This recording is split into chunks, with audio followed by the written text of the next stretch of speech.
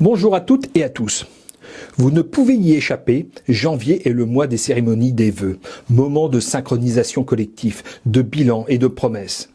Vos élus et supérieurs hiérarchiques dominants revêtiront à cette occasion leurs habits de Chronos, maîtres des aiguilles et des sabliers, fiers d'eux-mêmes ou qui s'ignorent. En s'adressant à vous, de façon collective, ils souligneront ainsi votre impuissance face au temps, à votre destin, affirmant qu'ils tiennent entre leurs mains votre carrière. Ils vous souhaiteront une bonne année et une bonne santé. Mais à quoi bon vous souhaiter une bonne année s'ils ne font rien après pour que vous passiez une bonne année ? Qu'ont-ils fait en 2023 à notre pouvoir d'achat, nos retraites, nos hôpitaux, nos services publics, notre démocratie, nos conditions de travail ?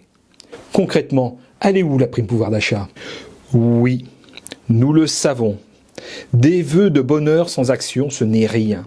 Cela illustre l'hypocrisie collective de ces cérémonies, la démagogie désormais de la tradition, cette affectivité brève et superficielle, un artifice de management à la guimauve, efficient et résilient, pratique et quasiment gratuit. À cette occasion, faites très attention à ce que l'on va vous faire avaler ou vous montrer. Quand c'est gratuit, c'est que, désormais, vous êtes le produit. Collègues, le conseil départemental de la Vendée a beau jeu de vous vendre le mérite, c'est-à-dire le fruit de nos choix et de nos engagements, notamment pour les promotions, tout au long de l'année, et de reconnaître une fois par an que notre destin est aussi le fruit de la providence ou du sort. C'est cette fatalité et la culpabilisation de l'autre côté qui lui permet de se déresponsabiliser et faire à l'occasion de copieuses économies sur notre dos et parfois sur les besoins des Vendéens. Mérite et sort sont les deux faces d'une même pièce, l'injustice. Pile, la collectivité gagne, face, nous perdons. Chacun sait que notre carrière, nos conditions de travail sont surtout déterminées par les interactions avec les autres, les collègues et particulièrement les arbitrages des dominants.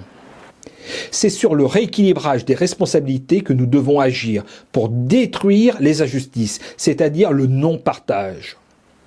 Ouvrons les yeux, les caprices des plus riches se trouvent toujours dans le malheur des pauvres et des modestes. Il n'y a pourtant pas de fatalité, nous sommes plus nombreux. C'est pourquoi la CGT-CD85 agira tout son possible pour que, collectivement, nous dépensions toute notre force, toute notre intelligence, notre volonté contre l'injustice. Tant que la justice est absente, les devoirs de la CGT-CD85 ne sont pas remplis. Le partage et la vertu sont les thermomètres de notre civilisation. À la CGT, on ne parle pas d'acquis sociaux, mais de conquis sociaux.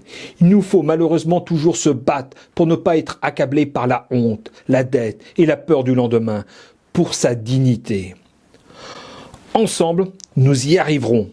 Ils ne le savent pas, nos dominants ont déjà perdu, mais nous n'avons pas encore gagné. La CGT-CD85 répondra donc, pour 2024, à sa double besogne pour que vous passiez une bonne année. Changer le monde et défendre les agents.